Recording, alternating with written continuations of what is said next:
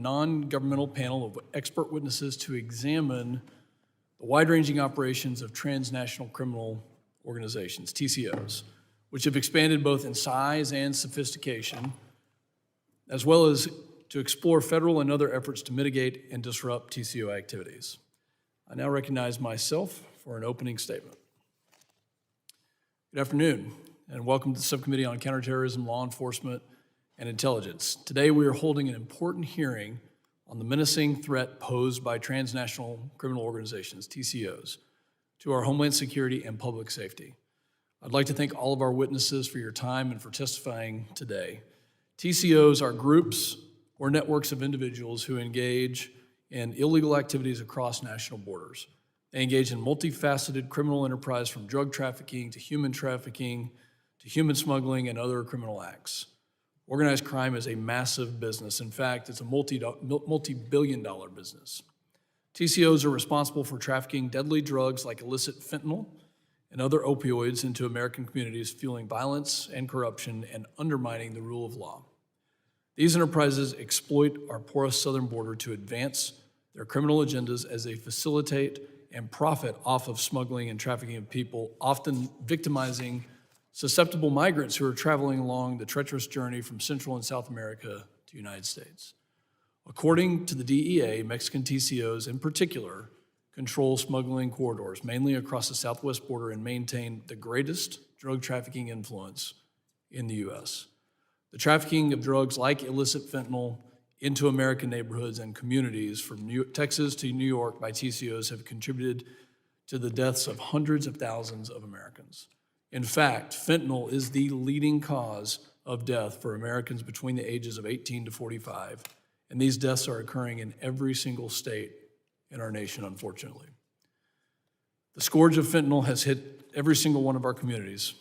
In February, 2 of my constituents lost their son, Jackson Lee Warnick, 17 years old, to fentanyl poisoning.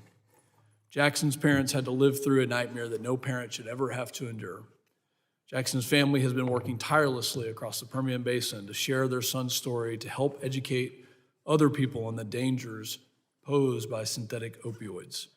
According to the Centers for Disease Control and Prevention, 107,735 Americans died between August 2021 and August 2022 from drug overdoses or from the poisoning of fentanyl, with the vast majority of those deaths involving synthetic opioids like fentanyl. Just this past April, the head of the DEA, Ann Milgram, called the Sinaloa and the Jalisco New Generation Cartel the greatest criminal drug threat to the United States has ever faced, and that these ruthless, violent criminal organizations have associates, facilitators, and brokers in all 50 states in the United States, as well as in more than 40 countries around the world. These cartels purchase precursor chemicals from China, which are shipped to South America and Mexico, and using those precursors to produce fentanyl and even process that fentanyl into counterfeit prescription pills. The cartels then traffic the drugs from Mexico into the United States for distribution.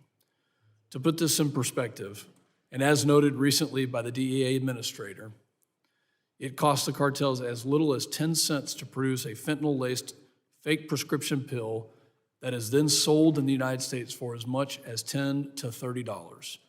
As a result, the cartels make billions of dollars from trafficking fentanyl into the United States each year. Cartels are also beginning to mix fentanyl with xylazine, a powerful sedative that the U.S. Food and Drug Administration has permitted for veterinary use, has illicit uses, but it causes fatal overdoses in this country. It's also important to examine the collaboration between Asian and Mexican TCOs. In particular, the Asian TCOs play a major role in the laundering of illicit drug proceeds on behalf of Mexican TCOs. Meanwhile, China has ceased all counter-drug cooperation with the United States, which raises serious concerns about the global effort to curb precursor chemicals from going to Mexico for the manufacturing of illicit fentanyl. Additionally, these criminal activities by TCOs extend well beyond drug smuggling and money laundering activities. TCOs are also involved in human trafficking, human smuggling, and a wide variety of other crimes.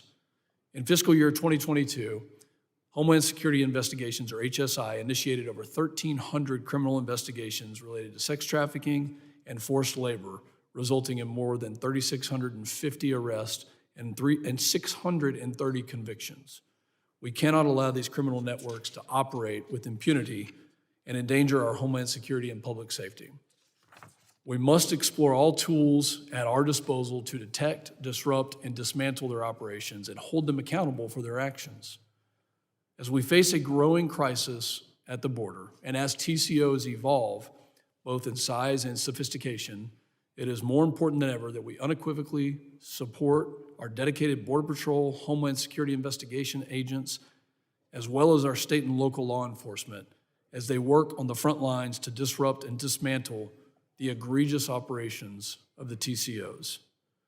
This afternoon, I'm pleased to say that we have a distinguished panel of expert witnesses to discuss the TCOs, the grave threat that they pose to our homeland, and to have a debate in front of the American public on the direction that we should go as a whole of government in order to put a stop to this scourge that is causing hundreds of thousands of deaths.